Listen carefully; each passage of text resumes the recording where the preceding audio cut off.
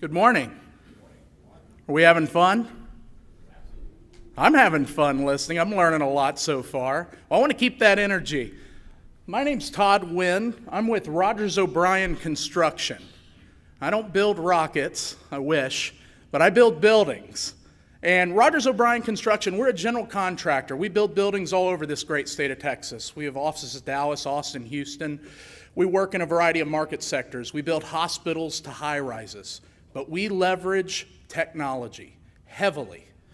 I want to start off by showing you my office. This is my office. There's no desks, there's no chairs, there's only challenges. And that's why there is a huge opportunity for wearables in construction, because we are an industry of deskless users. We are constantly mobile. We're constantly trying to capture information. We're having to reference information, specifications, plans. Now, there's a varieties of different wearables that we've tested in the field at Rogers O'Brien. And you guys know many of these. Some of you probably are wearing them today in this room, right? But I don't want to talk about these wearables today because you guys, you're keeping up with them just like I am in Gadget and on the internet and anywhere else you can read about it. I want to go a little bit further forward and talk about what does the construction worker of 2025 look like? What is he going to be wearing? Let's start with what's on his head, the hard hat, right? This is a wearable technology, originally invented by shipbuilders by taking their hats. They would dip them in pitch, a tar-like substance, and they would let it harden in the sun. But that was leveraging technology for a purpose as a wearable. But what's the future hard hat look like? Well, it's going to have a variety of sensors. This is now going to be the user's command center. This is how they're going to access all their information for their projects, how they're going to conduct the symphony whenever they're building their building. This one that you see here is actually being designed for firefighters right now. A variety of different sensors, augmented reality displays. Right now, our guys in the field are having to go out and they're having to find and piece together the information to build your buildings. But if I remember correctly, their titles are not information alignment managers, right? They're superintendents, they're carpenters, they're plumbers. But they're having to manage that information. We should present it to them in a heads-up display. So there is a company that's working on exactly this right now that we've gotten to experiment with. This is called DAQRI, D-A-Q-R-I. If you haven't heard about it, check it out. This is the DAQRI Smart Helmet. Has a variety of different sensors that you see listed here. Has 360 cameras. It has a FLIR thermal imaging camera, and it has augmented reality overlay. I was fortunate enough to get to try this last year. This is a prototype. Definitely good looking, right? It's a little nerdy, but amazing applications what this can start to do. The two demos I got to try, one of them was the FLIR thermal overlay. So they basically called it predator vision. Gave you a sixth sense so that you could actually start seeing infrared around you. But I want you to imagine what else would be in that hard hat. This is about stimulating your imagination as well. What else is our worker wearing? Well, he's got a safety vest. That's a wearable device. Its one purpose is a visual indicator though, right? I'm right here, don't hurt me, don't hit me. But what about whenever we make it smart? What about when we start adding biometric monitoring to our safety vest? This is a health safety patch by Vital Connect that can do everything you see listed here on the right. It can monitor heart rate. It can detect when you're about to have a cardiac arrest. Now in Texas, when we're building buildings and we're up on a pan deck and it's 115 degrees, we've measured temperatures in the 120s. We have a big problem with dehydration. We have a big problem with guys having heat exhaustion. How about the ability to detect and then send a notification to a safety supervisor or to the superintendent on site? But just notifying proper personnel isn't always, that's just half the battle. Getting the worker help is the big part. We have AEDs, defibrillators all over our job sites, but getting that defibrillator can be the difference, life and death, if we get it to them on time. How about the day whenever it's actually inside your safety vest? It's amazing to think that one day your safety vest could save your life. Now, as we look what else this worker is wearing, we can see that he has a lanyard and a harness on him. In construction, in commercial construction, we do at Rogers O'Brien, OSHA regulates us anywhere above 6 feet, we have to be tied off. How about an intelligent safety harness that actually notifies us whenever we must be tied off? You're getting too close to the leading edge of the building, you must be tied off. Or other contextual notifications, such as crane activity above in this area. Now, we tie off to the building, and that does prevent us from taking a fall, but workers still get injured. What usually happens is when they do take that fall off the building, it's not the fall that hurts them, it's when they slam into the side of the building because their lanyard caught them.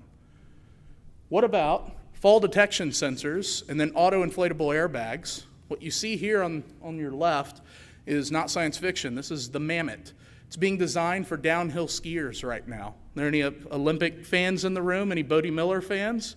This is what they're trying to get Bodie to wear because he keeps breaking his collarbone. But how about for construction, where the worker, if he does take a fall off the deck, airbags deploy and protects the upper extremities. What matter most, his head, his upper body. And then how about, what would happen right now if an Amber Alert went off in this room? All our devices would be beeping. We'd all be looking down. We would immediately draw attention to what's happening. Well, we think that we deserve that same ability on the job site. How about a job site Amber Alert notification system that when that worker does take a fall, we immediately broadcast it out so everyone knows they can get to that person. In construction, with any industry, our biggest responsibility is sending everyone home safe, right? And I'm ashamed to tell you that my industry doesn't do a good enough job, but there is a huge opportunity for technology and wearables and safety to help provide a safer workplace. Now, what else are we seeing in this photo? What's he standing on? That's a stupid question, Todd. It's a ladder, right? An ancient tool and technology that we've used for thousands of years, built the pyramids, and we're already seeing it be less and less used on all of our construction projects. The reason why is because ladders are one of the largest cause of injuries on a job site. So we actually are seeing jobs in the industry that ladders are banned. And they're using lifts and other forms of booms and scissors to get up to that higher elevation. But what I'm here to tell you is that ladders are actually going to become obsolete in our lifetime on a job site. That's worth a tweet, right? Hashtag no more ladders. Why? Well, because the ultimate wearable, the exoskeleton suit. Now, we've already heard a little bit about that this morning. And exosuits are amplifiers to the worker's abilities to increase endurance and strength and agility. This is the shipbuilder that's testing an exosuit. Those shipbuilders, I'm telling you, invented the hard hat, right? Now they're already testing exosuits. But what this allows the worker to do is to have more precision and to be able to perform feats that could never have been done by one man. This one's developed by Lockheed Martin. Heard of them? This is Exobionics. That gentleman's holding a 35-pound angle grinder. In a second, he's about to hold it with one hand out in front of him. You cannot do that without the assistance of an exosuit. Now, I want to go back to the safety vest, because I mentioned to you that right now there's a huge opportunity for wearables in my industry in regards to safety.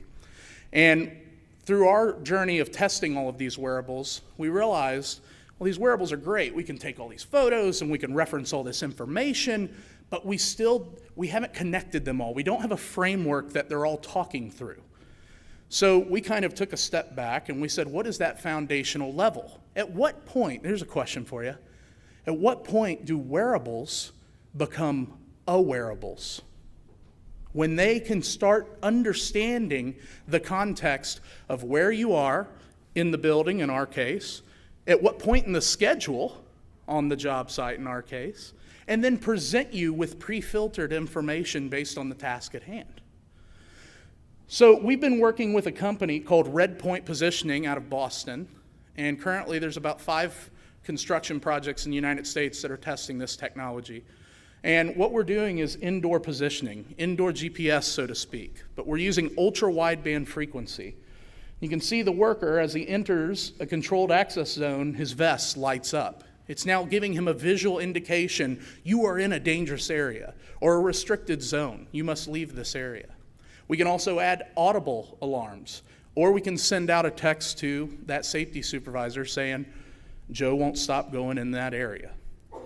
Now, you can see down at the bottom the map, the blue dot. He enters that controlled access zone that we drew on the map, and then he leaves. So we actually have this technology installed in this room today. And Joe over here is our worker on site. And Joe is just going to walk along on the job site. And we actually have a controlled access zone already mapped out in this room. And it's somewhere in this back corner.